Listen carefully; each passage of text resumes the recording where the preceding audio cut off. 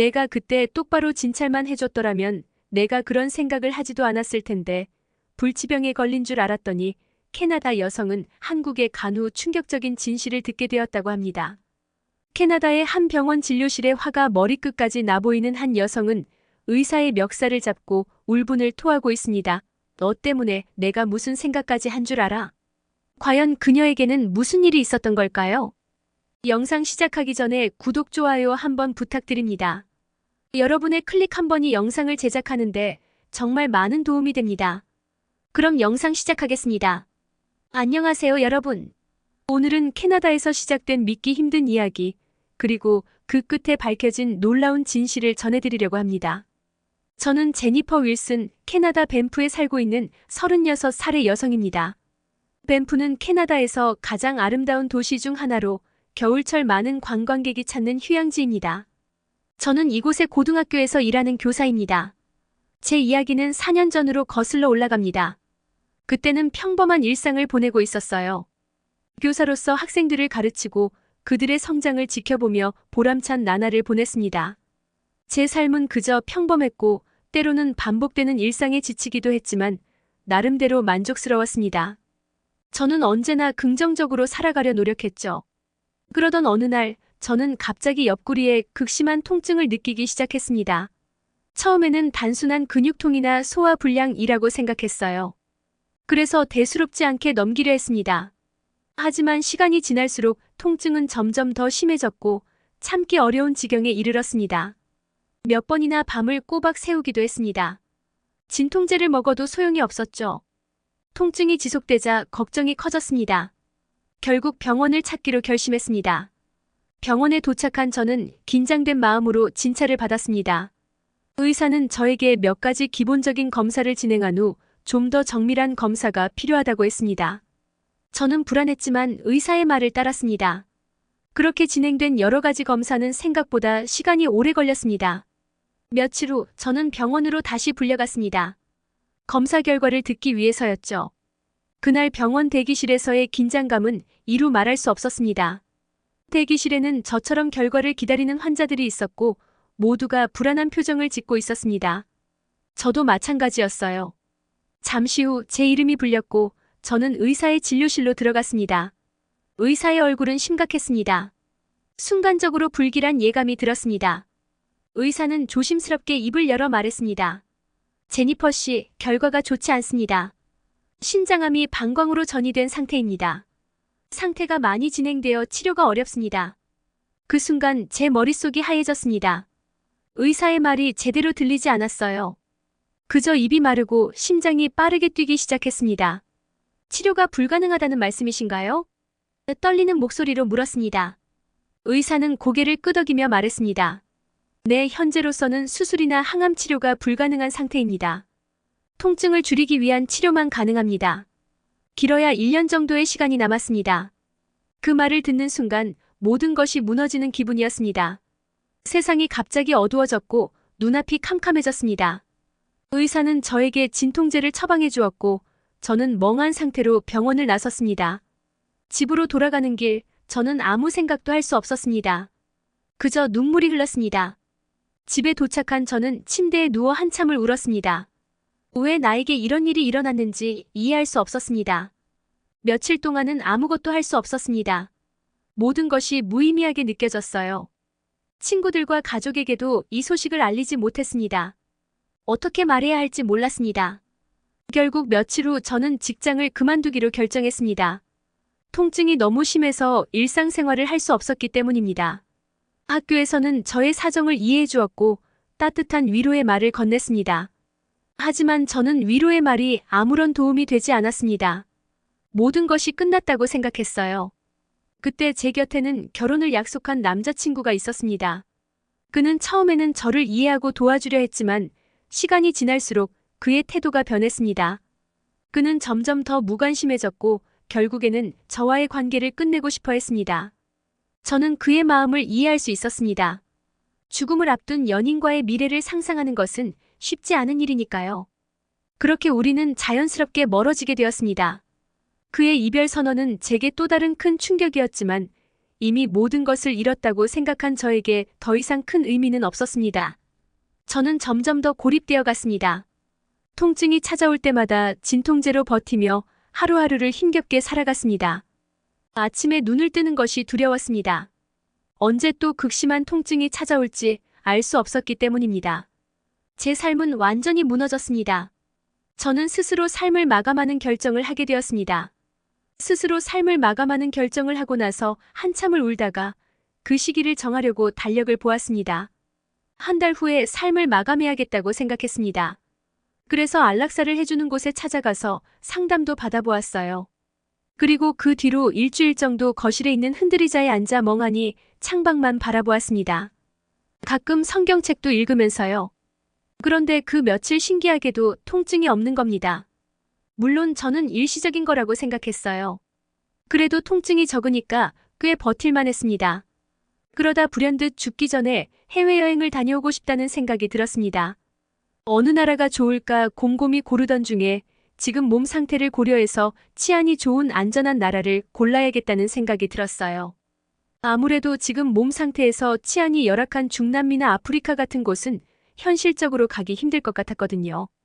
비행시간이 부담스럽기는 하지만 아시아 쪽으로 가기로 생각했고 일본과 한국 두 나라로 압축됐습니다.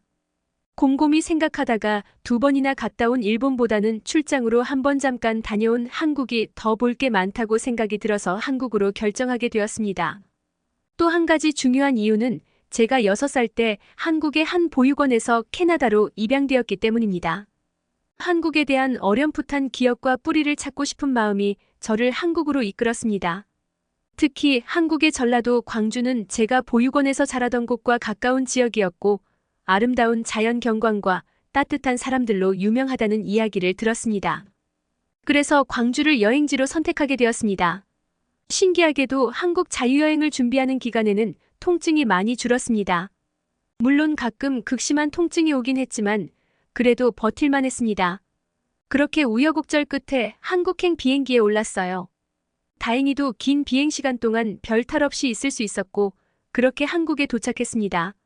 인천공항에 내렸을 때 저는 그 거대한 공항의 규모에 압도되었습니다. 넓고 현대적인 건축물, 분주하게 움직이는 사람들, 그리고 공항 곳곳에서 들리는 다양한 언어들이 저를 놀라게 했습니다.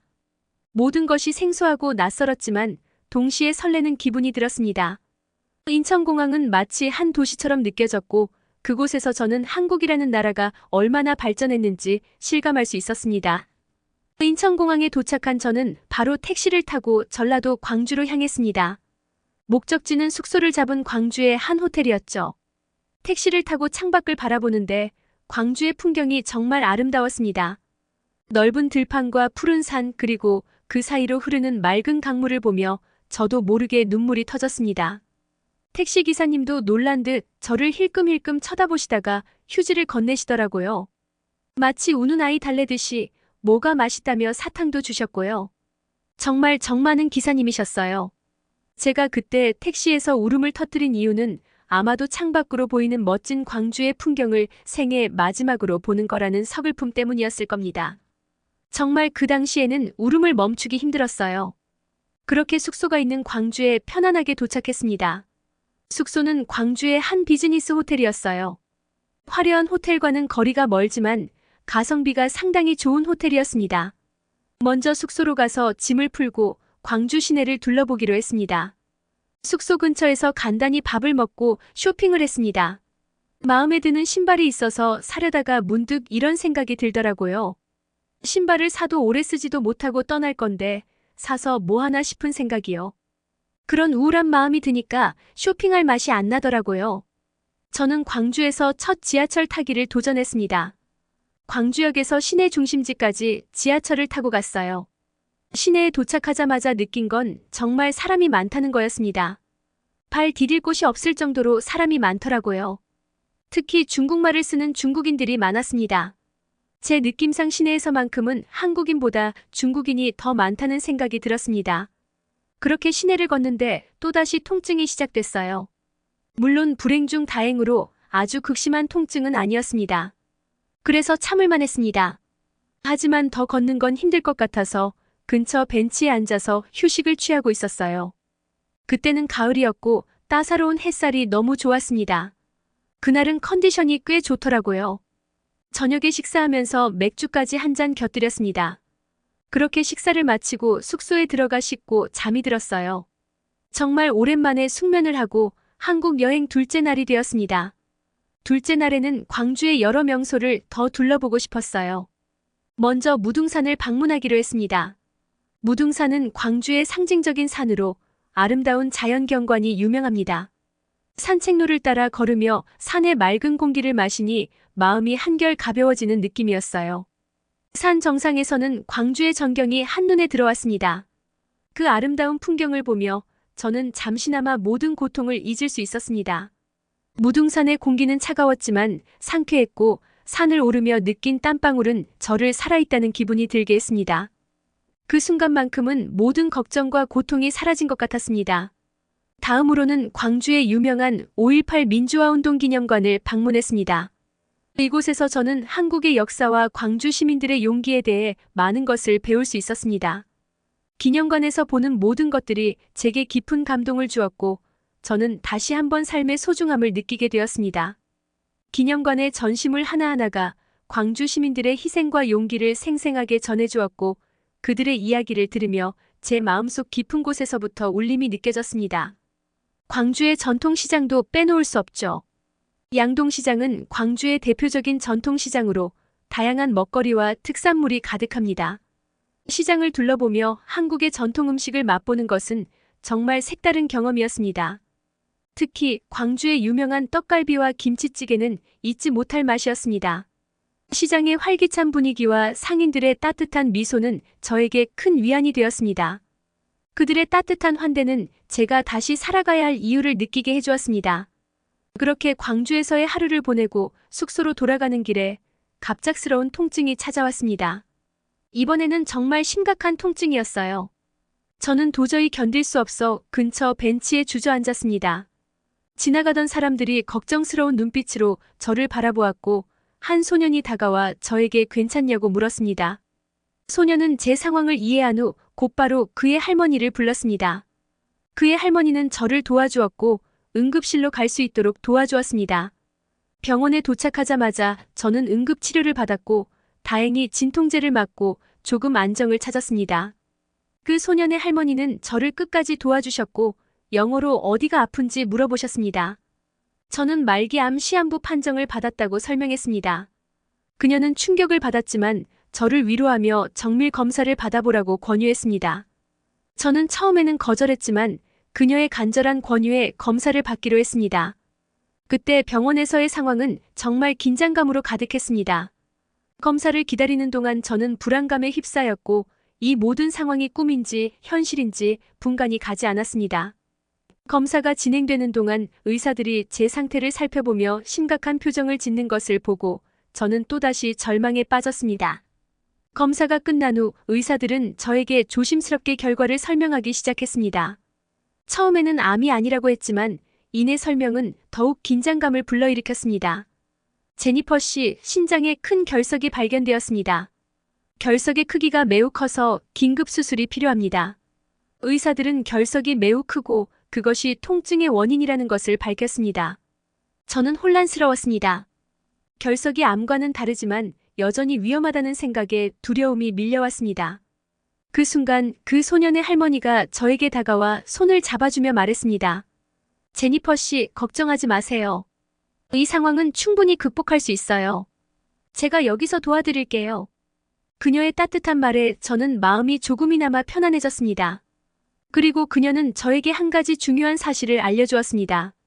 사실 저는 과거에 한국 보육원에서 당신을 돌봐주던 원장님이었어요. 그녀의 말에 저는 깜짝 놀랐습니다. 원장님? 그녀는 고개를 끄덕이며 미소 지었습니다. 그래요, 제니퍼.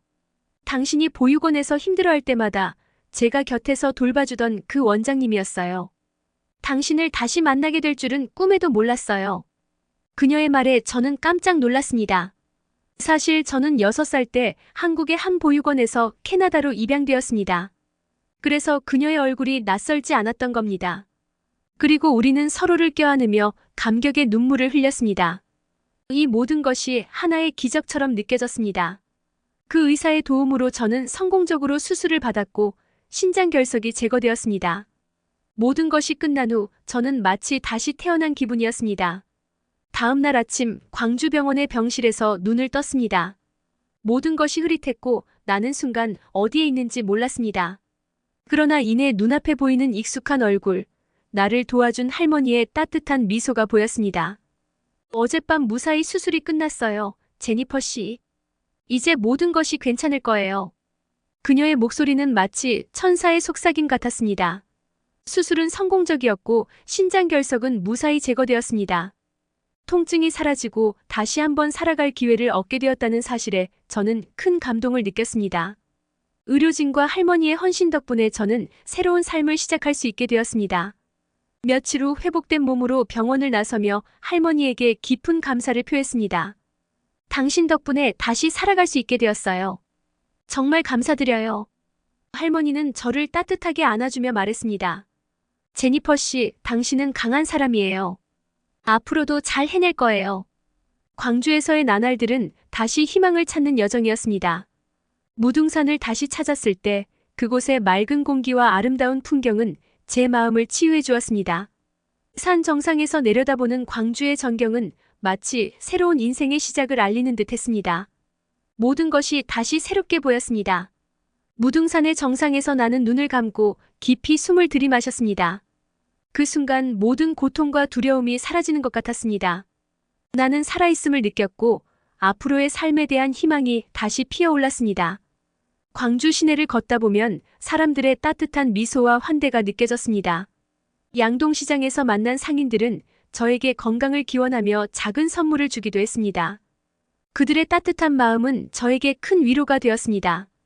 그들은 저에게 삶의 작은 기쁨과 희망을 다시 찾게 해주었습니다. 떡갈비를 먹으며 느낀 그 맛, 시장에서 들려오는 활기찬 소리, 사람들의 따뜻한 미소는 제 가슴 속에 깊이 새겨졌습니다. 치료 후 저는 광주에서 만난 사람들과 더욱 깊은 유대감을 느끼게 되었습니다.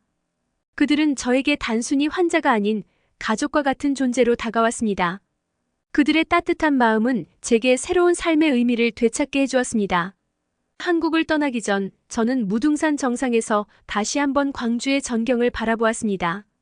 그곳에서의 기억들은 제게 큰 힘이 되었습니다. 무등산의 정상에서 저는 다시 한번 삶의 소중함을 느꼈습니다. 그 순간 모든 것이 감사하게 느껴졌습니다.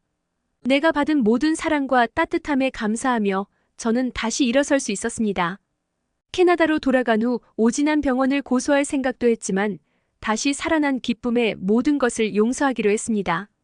저는 새로운 시각으로 삶을 바라보게 되었습니다. 모든 것이 달라졌습니다. 작은 것 하나하나가 소중하게 느껴졌습니다. 가족과 친구들과의 시간, 일상의 작은 기쁨들이 모두 감사하게 느껴졌습니다. 나는 다시 일어섰고 새로운 희망을 품고 살아가고 있습니다. 그리고 매년 휴가 때마다 한국을 방문하여 저를 도와준 사람들과 다시 만나고 그들과 함께 시간을 보내고 있습니다.